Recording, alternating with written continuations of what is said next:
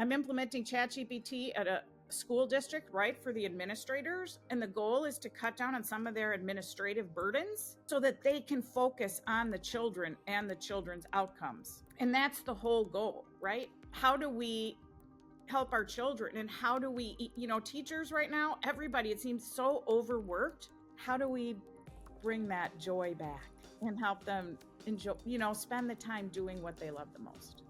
This video has been brought to you by the PM Insider. Product managers, are you ready to take your skills to the next level with AI? The AI for Product Management course by the PM Insider teaches you how to harness the power of AI, even if you don't write code. Get 15% off when you use the code SWIFT15 at checkout. That's 15% off with the code SWIFT15 at thepminsider.com. Thanks, PM Insider. Hello and welcome back to your favorite AI podcast, Swift Start Go. I'm your host, Carolyn Holden, and today we have a really cool guest who is also a delightful friend of mine, Lori Ryan, who works in AI education, but also had this whole secret life that she never told me about as an Emmy award-winning journalist. Lori, explain yourself. Who are you?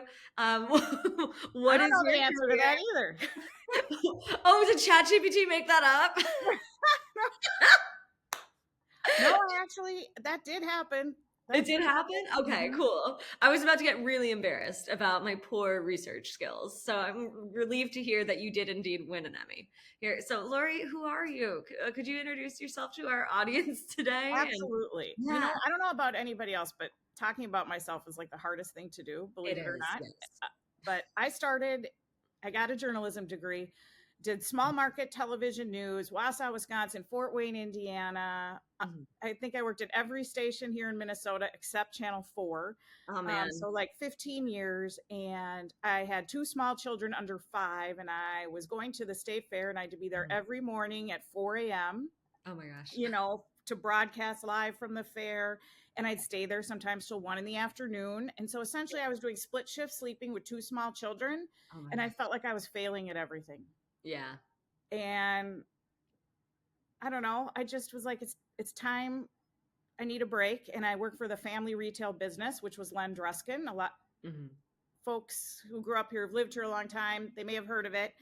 And I was going to go there part-time, right? Because I'm burned out. And then this is a terrible, sad story. But the woman who was doing all the receiving went home one day with a cough and never came back. And so I had to figure out how to do her receiving job. And what I realized is this is a woman who loved working every single day of the week, knew how to read my brother's handwriting with the orders. You know what I mean? She could read his mind on how to price things. And I'm like, I have no idea. Yeah. I can't read your handwriting. I don't want to reticket everything because I did the wrong margin. So we need to bring in some technology here, right? We need you to put your orders in a system. And so what that did, that not only allowed me to receive it, but allowed me to scale it to bring on other people who could receive. So I think that was really my first, implementing technology without realizing I was implementing technology. Yeah. And then I helped build a kids yoga app, which was absolutely a fabulous learning experience. I worked for a national weather network and worked with one of the best storytellers, I think, in the country. And so we did a climate matters segment. And I was able to help. How do we visually want to tell this? And what it always came back to is what's going to ring true with the audience. How are they going to put 40 years of whatever record breaking temps into perspective? And I'm like, what was happening 40 years ago, right? What movie was out at that time? What song was out at that time? So really helping to make things relatable. And my job was going to move to Colorado. And at that time I had 2 kids in high school, and I'm like, I'm not going to uproot them. I'm not going to move to Colorado. And my friend said, hey, your experience is actually relevant to IT project management. And from there, I spent 10 years in IT project management, working with some of the biggest companies around the globe, and got to travel several trips to Europe and everything, working with teams in Asia, Europe, you name it, across the globe. And I just learned a ton about change, right? Yeah. Because when you're implementing something new, there's a lot of fear. And when something's new, it takes longer, right? It slows down the process that you've been doing. So there can be hesitation there. So I left that. Am I boring you yet? No, this is so fascinating. And I early did not know any of this. I feel like a terrible friend for not knowing all of this. early 2023, I left the IT job and I tried ChatGPT for the first time. And it started with something as simple as my Instagram bio says working mom. Well, my kids have been out of the house for 3 years. I think it's time to update that. And for me, I hate writing just anything about myself. I actually hate coming up with it. And it was so good. And I was like, oh my gosh, how do people not know about this tool? And how are they going to find out? And how do they get familiar with it? And it started by, I'd have friends over and they'd be like, oh my gosh, Lori, this changed. I did this now and I did this now. And then they'd tell 2 friends and so on and so on. Remember that? I don't know if you remember that. Yeah. Like the early days of people getting excited about ChatGPT. Right. From there, people are like, we'll hire you to come in. Yeah. And so I don't pretend to be an expert. I'm like a coach or a facilitator, and I get people sharing and talking. And because there was a big feeling, at least first, people were embarrassed to say that they used it for anything. It was like a scarlet letter, like you were cheating or you were, you know what I mean? Trying to cut corners. And I think just in the last few months alone, the whole image behind using the tools has changed because the more people who are talking about it and sharing and maybe even wearing a badge of courage or sharing what went wrong, there's so much learning that comes with that and just being open and talking about it. Did you just say in the last month? In the last few months, I think people have become more willing to talk about it. I have noticed a huge shift since the end of 2024 of interest in people saying they want to learn it compared to when I started in 2023. Yeah. Interesting. That's so funny because it's fairly like I feel like we have a lot of overlaps in our careers. I don't necessarily need to get into all of that today, but I was like advertising and film and comedy and then pivoting into tech through venture.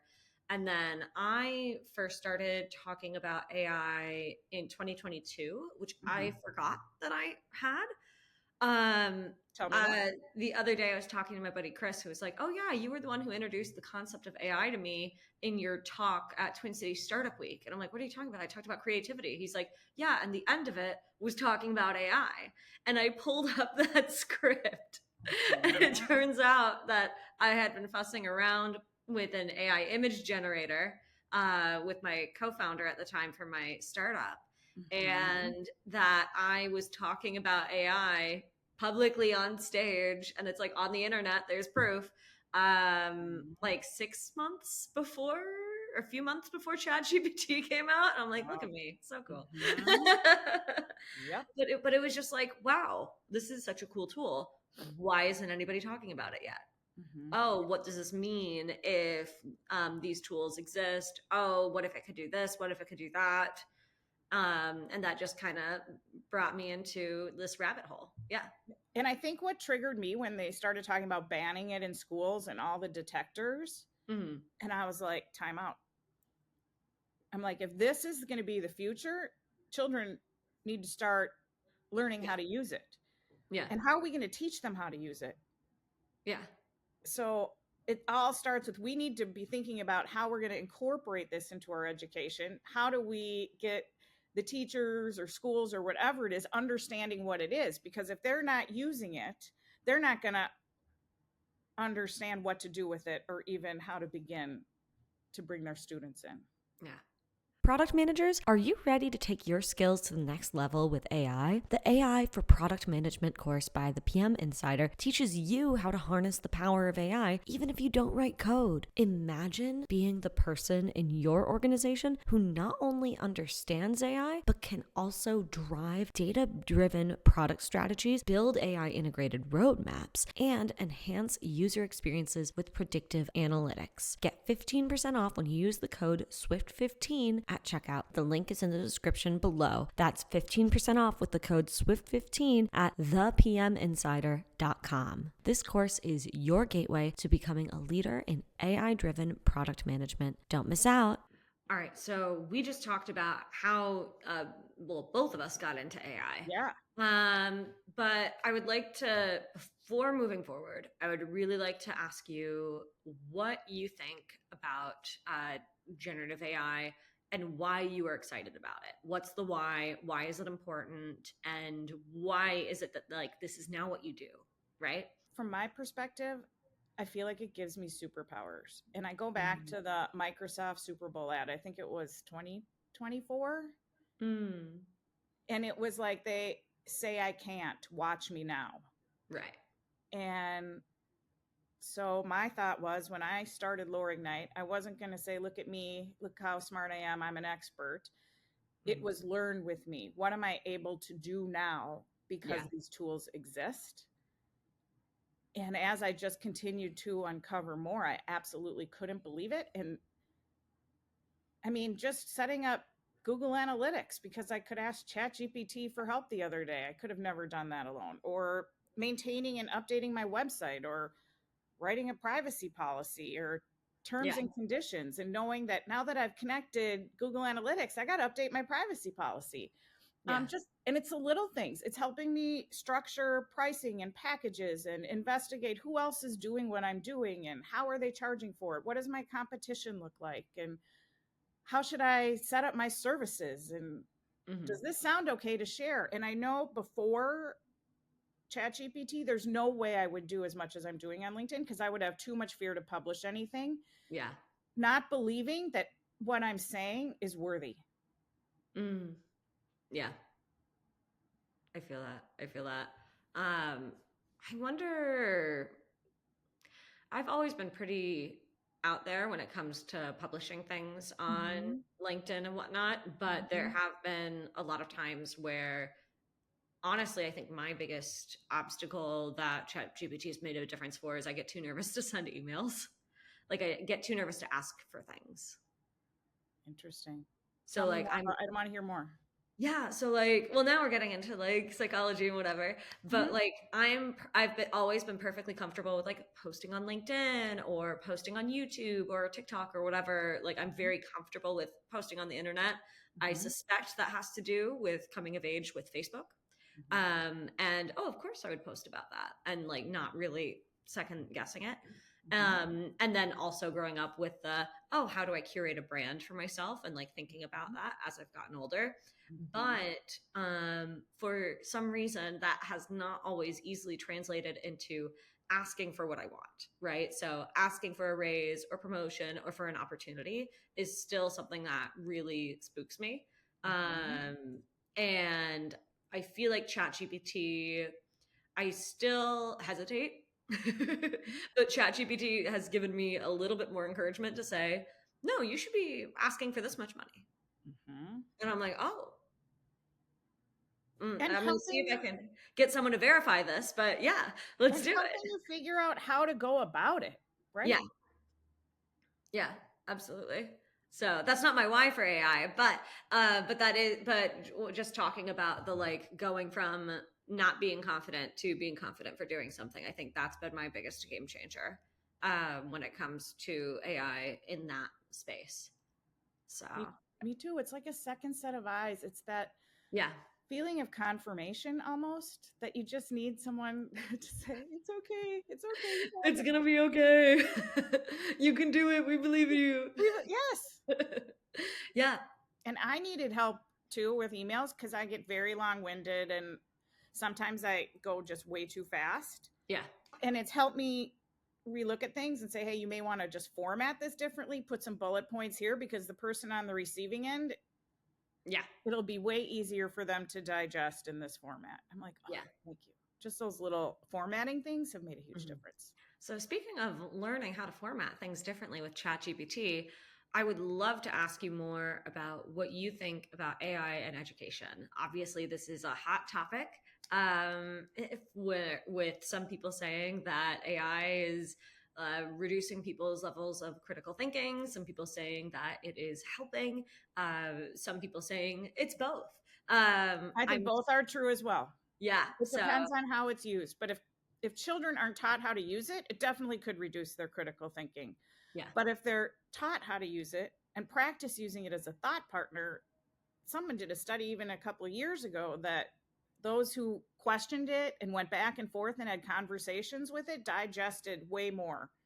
Yeah, absolutely. Than those who didn't. The news just came out yesterday. The country of Estonia is making ChatGPT mandatory for 11th and 12th graders. Very cool. And ChatGPT now has a group on LinkedIn, ChatGPT EDU. So I'm kind of trying to follow and stay involved. Yeah. The state schools in California all brought ChatGPT in, so that's exciting. Mm-hmm. I'm implementing ChatGPT at a school district, right, for the administrators. And the goal is to cut down on some of their administrative burdens. Yeah. So that they can focus on the children and the children's outcomes. Yeah.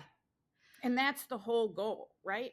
Mm-hmm. It's how do we help our children, and how do we, teachers right now, everybody, it seems so overworked. Yeah. How do we bring that joy back and help them enjoy, spend the time doing what they love the most? Yeah, absolutely.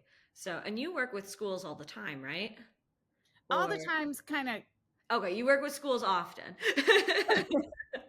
On occasion, maybe sometimes, once in a blue moon. Yes, I've done some speaking engagements, talked to superintendents in different districts. Yes. Yeah. What has been the reception been like? What are you finding are people most excited about, or still find spooky? When you talk to them, are people, pivoting a little bit on how they feel about these tools? Or here's what I'm learning are the biggest barriers based on some trainings that I've done. One, time. People just don't have time, right? Because this takes time to learn and get used to something new and get it into their workflow. Security of the data. A lot of places are like, what's happening with this data? It gets complicated and it's adding to the tech stack. So I think there's resistance on that side. And then, of course, it can make stuff up. And it can make stuff up. And I'm going to give you an example of that.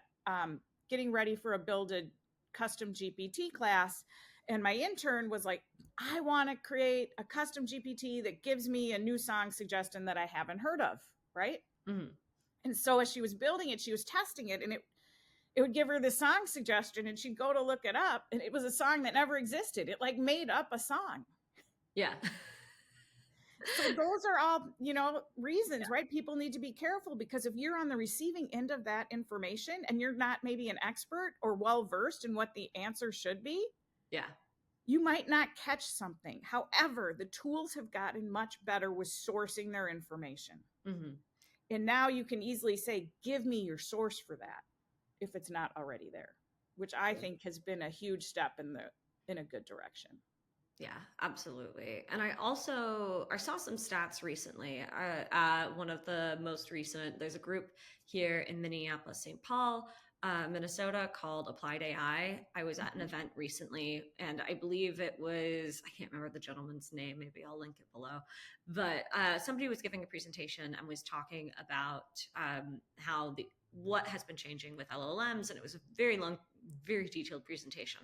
But there was one little nugget in it that I really thought was absolutely fascinating.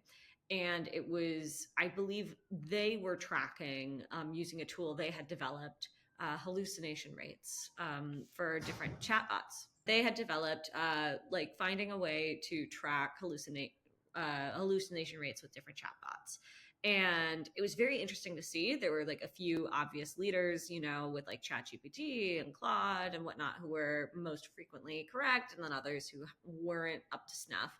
And I'm going to butcher these numbers, but it was something like last September, the hallucination rate was about 3%.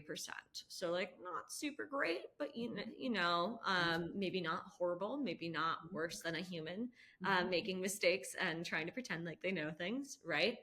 And then by December, the hallucination rate had gone down to 1.8 or 9%, which, doesn't sound like a big jump, if you're just thinking 1, 2, 3, but is a huge jump if you think, from a statistical perspective.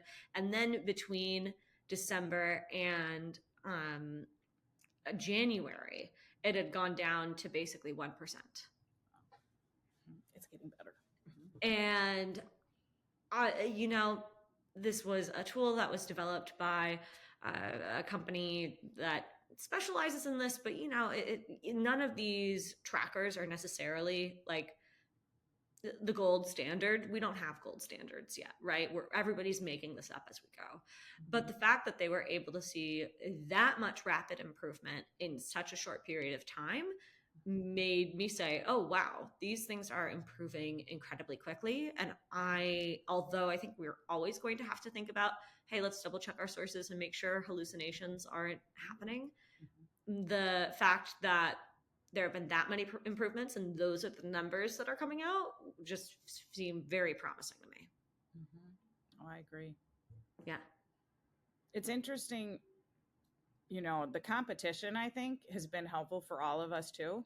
Mm-hmm. And I think it's making more stronger, like deep reasoning models available, because people are like, well, I'm going to offer this. Well, then we got to offer this too. And I think it's opened some opportunities for us that may not have been there without this competition with DeepSeek, Claude. Yeah. It's funny because when DeepSeek first came out, I mean, there's always hullabaloo whenever something new comes out and people get overexcited. But one of the things I kept hearing was, oh no, OpenAI is destroyed. Like, we're never going to catch up to China and all this stuff. And I'm like, well, DeepSeek has its own kind of problems that like their model has that's different and unique from what the US one does. But what it proves is that you can build better performing lightweight models that don't use nearly as much compute, that likely don't need nearly as much energy, which is always good news. And that now we're able to look at the strategies that they're using and identify, oh, how are we going to, implement these in our systems, right? And I have heard rumors that there is a local Minneapolis startup that is also building something very similar to DeepSeek. So we're still in Rumorville's zone, but I've chatted with them a few times, so it's very interesting. So keep an eye out for that. That is interesting. I had not heard that yet. You were the one for breaking news and just knowing where everything is happening in the Twin Cities. I mean, I am so grateful that I follow you and we are friends, because you keep me up to speed and up to date. Yeah. On everything that's happening, because I do think community is everything through these types of seismic shifts in technology. So I just, please know how grateful I am to you. Thank you. And you do just a fabulous job bringing people together. You have an energy, a curiosity. I don't know. It's great to be around you. Thank you. I really appreciate this, especially you're describing me as breaking news, and hearing that from an Emmy award-winning journalist definitely makes me smile. So thank you. All right. So we've talked a lot of positive things about things that we're really excited about with AI. We've talked a little bit about education. I'm curious, what are you worried about? And this could be technology related, this could be human related. But when you're thinking about AI, what are the things that you're thinking about that we need to pay attention to, make sure, I don't know, worst case scenario doesn't happen? What are you thinking about these days? I can relate to everybody who's nervous, that robots are going to take. I mean, we don't know what the future. There's just so much of the impact that I think we can't even begin to think about. And that really came true for me when they started talking about AGI being in view. I think Sam Altman tweeted that a month or so ago. Yeah. And I just thought to myself, a part of it is healthcare, right? Yeah. We all live 40 years longer. Yeah. Will our retirements cover it? Where are we going to live? What's our quality of life going to be? Yeah. I mean, what's how the is population on the globe? I don't know. What's happening is going to change so much. We all know it's going to change jobs, right? Because I thought I looked at my tech stack and I'm like, oh, I'm paying $1,100 literally a year for a few employees. Oh, a year. Okay. A year. Yeah. But that could go up because I keep investing in more tools. But I'm like, that to pay someone that's $50,000 or whatever it is, maybe, or more now. Yeah. And I was like, oh my gosh, am I, you know, Am I the it problem? felt weird. I got uncomfortable. And then I said, okay, before the internet, there were no SEO managers, there were no web developers, there were no mobile app developers, you know, there were no brand ambassadors or, you know, people making money online with their YouTube accounts or whatever it is. So our world has changed and adapted. We don't know what those new jobs are totally going to be yet, but we are seeing more job postings, and you've highlighted a few of them related to AI openings and what they're looking for. So it's just all going to change. And my biggest thing is let's start learning and playing and understanding what these tools can do today. It will prepare us all better for tomorrow. Yeah. And the other thing I feel is no matter what tool you're using, a lot of the same principles apply, the same frameworks, right? It's all just about asking for what you want, knowing what you want, and the context that you would use if you were asking a human to do it. Yeah. I find them to be very similar unless you are building a technical automation, right? That took the human out of the prompting process. Yeah, absolutely. Oh my gosh, there's like 8 things I want to talk about from what you just said. I think I had a really good thought, and then your last statement kind of threw me off a little bit. I don't even remember what I talked about. How about that? That's what I'm trying to figure out. You were talking about tech stack, education, or I think it was around job upskilling, loss. Job loss, new you were jobs. Talking about people being worried about, and then you mentioned Sam Altman talking about AGI. He's such a hype man, but like it's so I always take him with a grain of salt, but then I'm like, but what if I'm missing something? What if I'm not taking him seriously enough? But then I did read an article this morning. That you read an article. I did. Look at me reading. Who even does that? Doesn't everybody just use ChatGPT to tell them everything they need to know? No, I read an article this morning that was really fascinating and fairly well done, but I also felt like was a bit short-sighted in a few areas. But what it talked about was, are we in a bubble? Are we in an AI bubble? And specifically, the author concluded that there aren't enough real use cases for AI, which I thought was false. It did say it doesn't think we've reached product market fit, which I think there is an argument for that. And part of it was, they said, the over-reliance of people focused on ChatGPT. So if you look at the number of users that ChatGPT claims to have, OpenAI claims to have, I think something like 200 million users per month. But then, you know, the next runner up of users is like Microsoft's Copilot with 11 million. And then the next one down is like Perplexity at 8 million. And the next one down is Anthropic at like 2. My argument is I would use Anthropic any day, except it costs money. And I still don't pay for anything. I tell you what, the biggest thing Anthropic is still missing. Ooh, what's live data. Yeah, they're not connected to the internet. They're not connected to the internet. So you can't ask anything that requires real-time information. However, I've built really cool prototypes of interfaces in Claude. And I think Claude is a better writer. Yes, I've heard that too. The times I've used Claude, I feel like Claude is a better writer, and that might be because their data sets aren't as large, and so they're sourcing from better writers. So funny you say that. Sometimes I'll be writing something, and I'll ask like ChatGPT. I also always like to get extra sources or info that it can give me. Yeah. And then I'll take what I've written and I'll put it in Claude, and I'll say, all right, review this with a critical eye. What's missing? What are things that people would criticize about this? Yeah. And lay it all out for me. So yes, sometimes I use one AI to check another AI too. Yeah. I should probably do that more often. More often, I just tell the AI I'm using, you are a professional comedy writer. Tell jokes better. And it still does not. I somehow cannot get ChatGPT or Claude or any of them to tell jokes like I tell jokes and to predict the jokes I'm going to make in my head. I have a favor of you. Ooh, yes. So I don't know. I'm having a hard time watching the news lately. Any channel, anything. So I created a custom GPT called Doom Scroll Detox, where you put in like a link of a story from the day, and then it asks you if Yeah. you want it super spicy or for a 12-year-old or Yeah, whatever. yeah. But a part of me thinks it's a little biased. And so I'd be really curious Mm. for you to take it for a test drive and give me your thoughts. Yeah, I could do that. I'd be happy to. Is it okay if I make a video episode about it on my YouTube Sure. channel? Yeah. Okay, great. Look at us creating content while creating content. But Multitasking.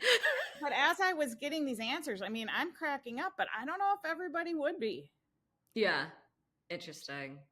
So, but I think we started talking about the AI bubble situation, um, and part of what this journalist argument was that all of these companies are dramatically losing money.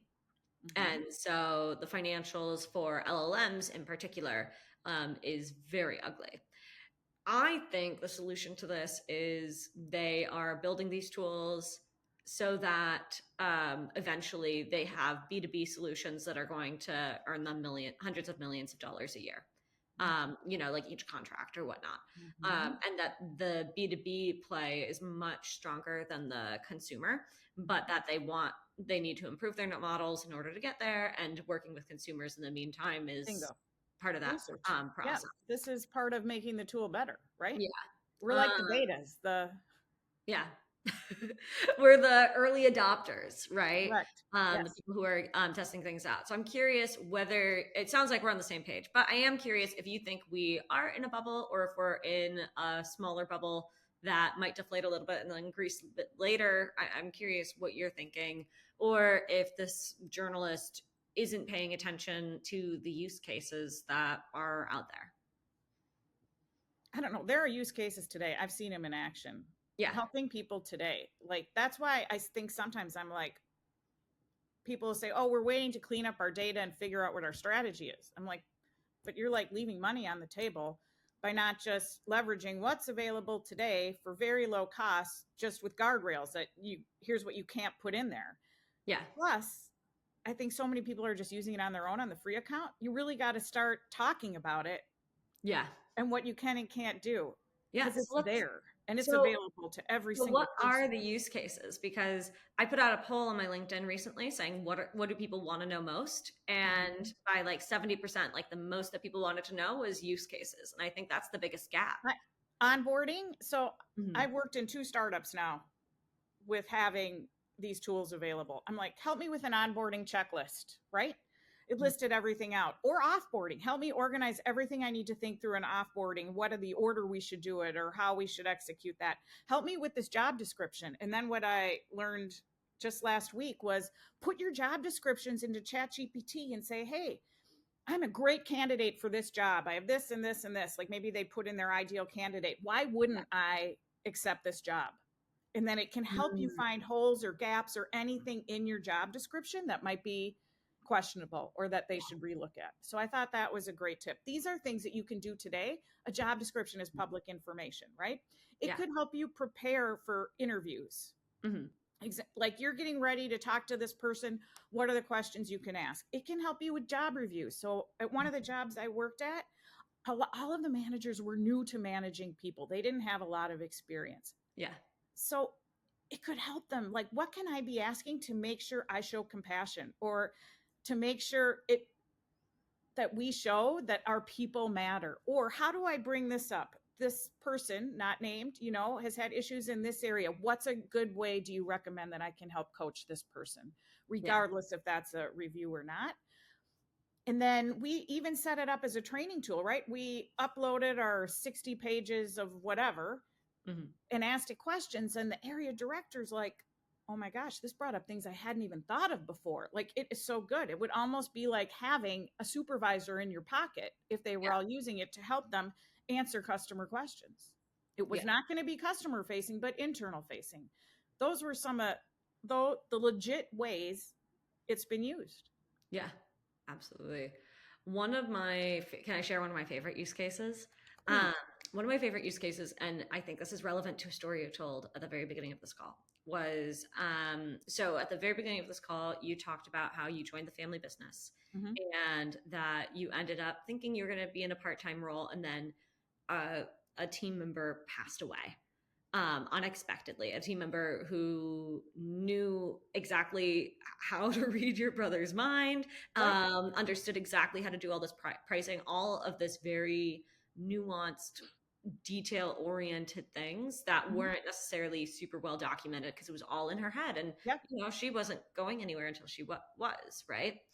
So one of our guests on this podcast, Dina Neek, I don't know if you Mm-hmm. know Dina, and her husband Cyrus Neek, they built a startup called XBlock AI Mm-hmm. that is a voice app.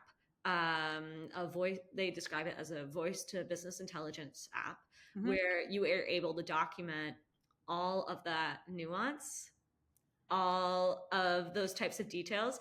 And the idea is that for companies that are looking to be acquired, especially family businesses where you have team members who have worked there for 20 plus years and know the business inside and out, but it's not necessarily super well documented because it's all in their head.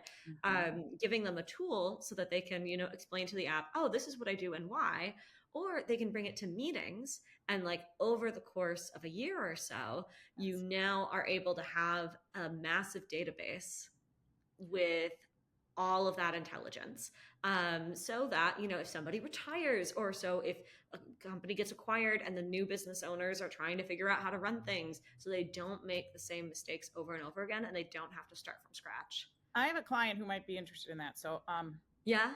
please send me. I would love to know the information about that. Yeah, they're called XBlock AI. They're great, and they were selected by the U.S. Department of Commerce to be as one of 12 startups to be featured at CES. So that's how I got to CES. Was they gave Wow. me a free ticket. Wow. Amazing. They're so cool, and they're right here in Minneapolis. That's fantastic. And it actually, when I was at Jackson Gray, Yeah. we had a woman who got a job in New York, which was really exciting. And then the other person that they trade off, like doing like our e-commerce stuff, he had a long time trip planned at the same time. And so I was going to have to cover, and I had no idea how to do what they were doing, and it wasn't documented anywhere. Yeah. So I recorded all of our meetings, right? And I set up we had GPT team at the ChatGPT team at the time, and I built a custom GPT that took all the time codes from the transcript and gave me procedures. And then I just would go in and grab screenshots at specific time codes for the different things. And it saved my life. I could not have made it without getting all of that documented as quickly as I was able to. Yeah. Oh my gosh. Yeah. And that's the thing where reading that journalist's article today, it was clear that they had not really used the tools like to an amount where they would understand like what the full potential was.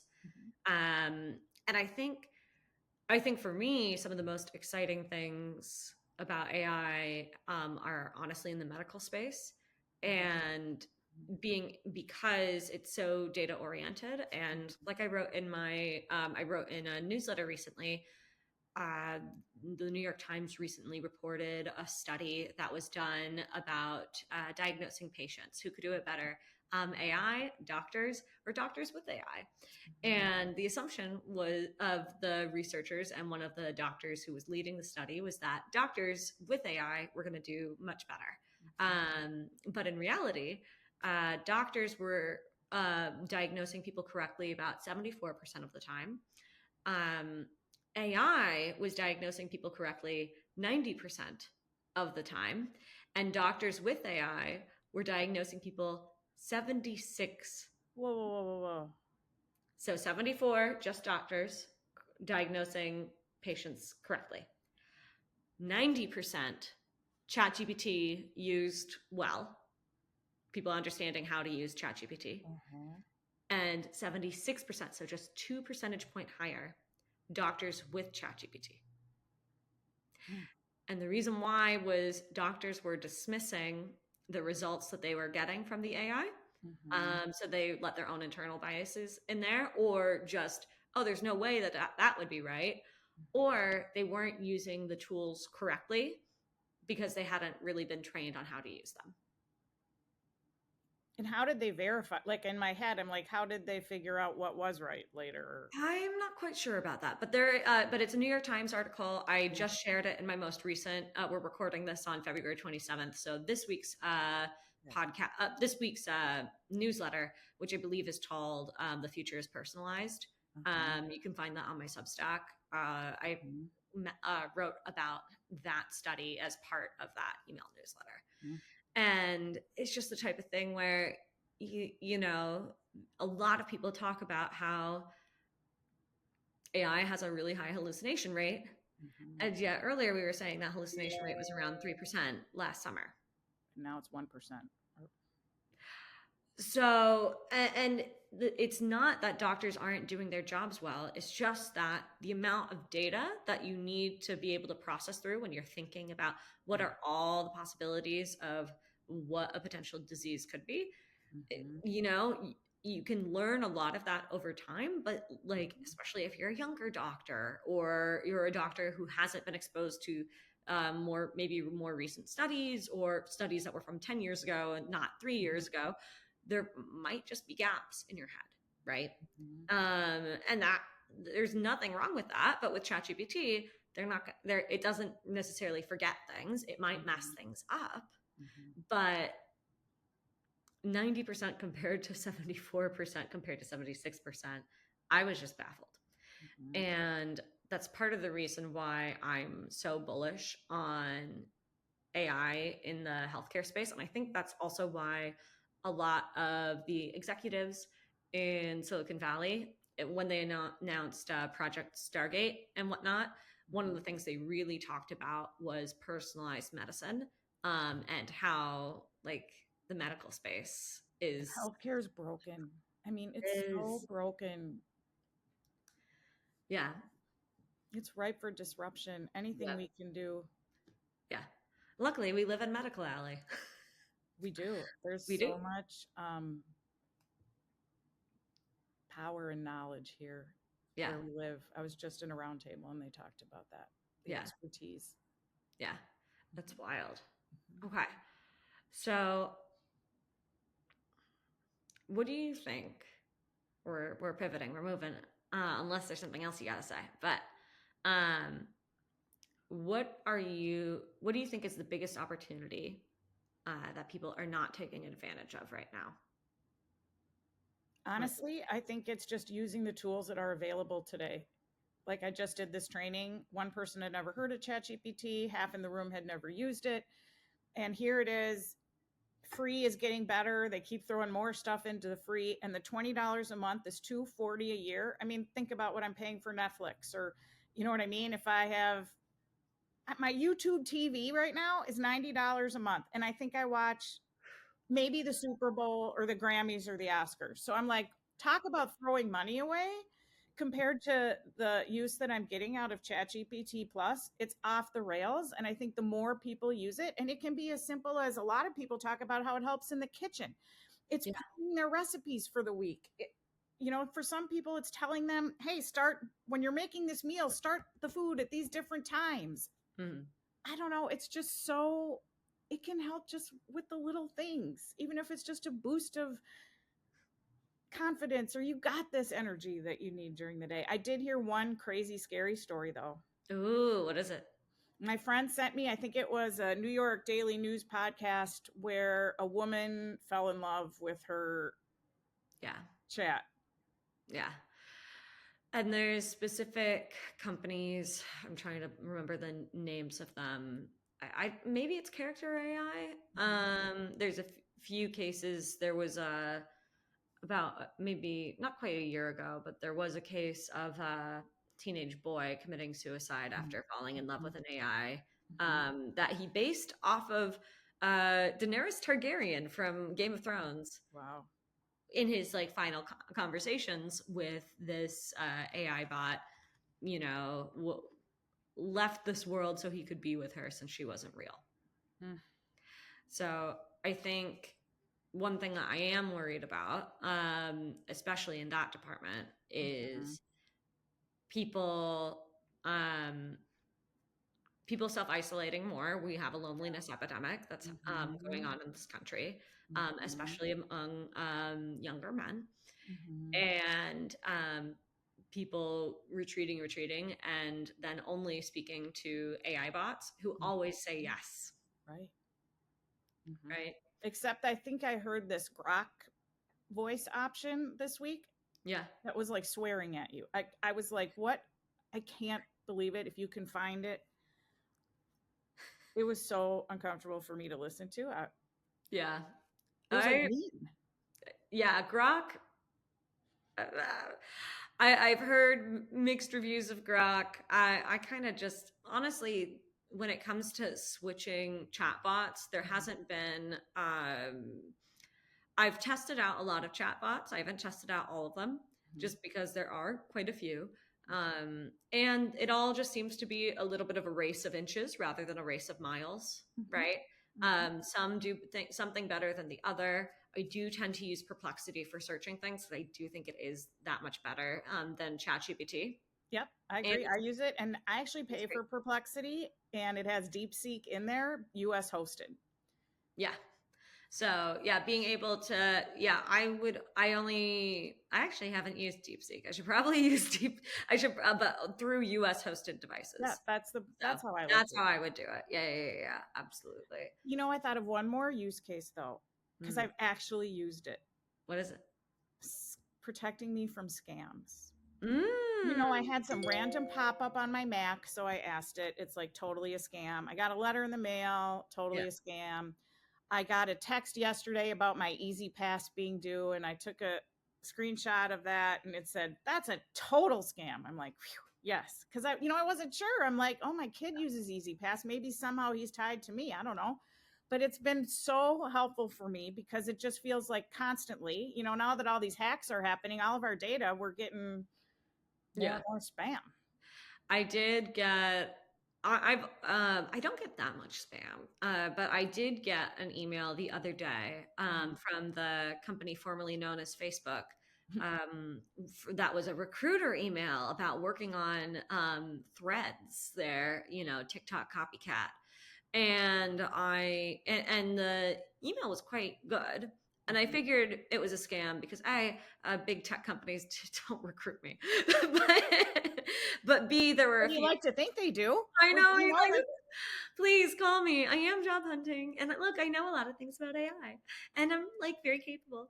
But I've only been poached by Fang, Manga, whatever company you want to call it, once, and it was an Amazon interview that I didn't think was real, so I bombed it, casual. But I read the email and I was like, I'm pretty sure this is a scam. I don't think this is real. And I was like, you know what? I'm going to ask ChatGPT to check. And I took a screenshot, or I think I downloaded it as a PDF, so it would have all that metadata and stuff in there. And then uploaded it to ChatGPT. They were like, yeah, sorry, they don't want this is fake. And I was like, dang it, not that I really want to work at the company formerly known as Facebook, but it's nice to feel the idea of being wanted, right? That's what it all boils down to. Well, and that's what so many of these scams prey upon is people's desire for connection. And again, we're living in a space where we are experiencing a lot of loneliness and are not interacting with people as much, and scams are really preying upon that in particular. So my dream, I like to say AI for good, but how can we leverage AI to bring more kindness in the world and give us more time to be away from computers and surrounded by people? What can it do to free up our time sitting behind a computer so that we can make more meaningful connections? And I don't know, I also think there's something there that maybe it can help you see viewpoints you hadn't considered before in a way that isn't argumentative, or I don't know, but somehow I'd love to get there. Yeah, absolutely. Well, I think that's a great way to end this show. So thank you, Lori, so much for coming on Swift Start Go. If people want to find you or work with you, what's that pitch and how can they find you? Lorignite.com. And I actually, if this airs before March 19th, I do have a build your custom GPT session coming up at Modern Wall from 1 to 3 in the afternoon. Lorignite.com, click on events, link to sign up. Absolutely. Well, thank you, Lori, so much for joining us today. This was an absolutely marvelous chat. And thank you, everybody, for watching. If you liked this show, please like and follow us on whatever platform it is that you're watching or listening to us on. My name is Carolyn Holden. This is Swift Start Go. And we hope you're having a fantastic day. Bye, everybody. This video has been brought to you by the PM Insider. Product managers, are you ready to take your skills to the next level with AI? The AI for Product Management course by the PM Insider teaches you how to harness the power of AI, even if you don't write code. Get 15% off when you use the code SWIFT15 at checkout. That's 15% off with the code SWIFT15 at the PMinsider.com. Thanks, PM Insider.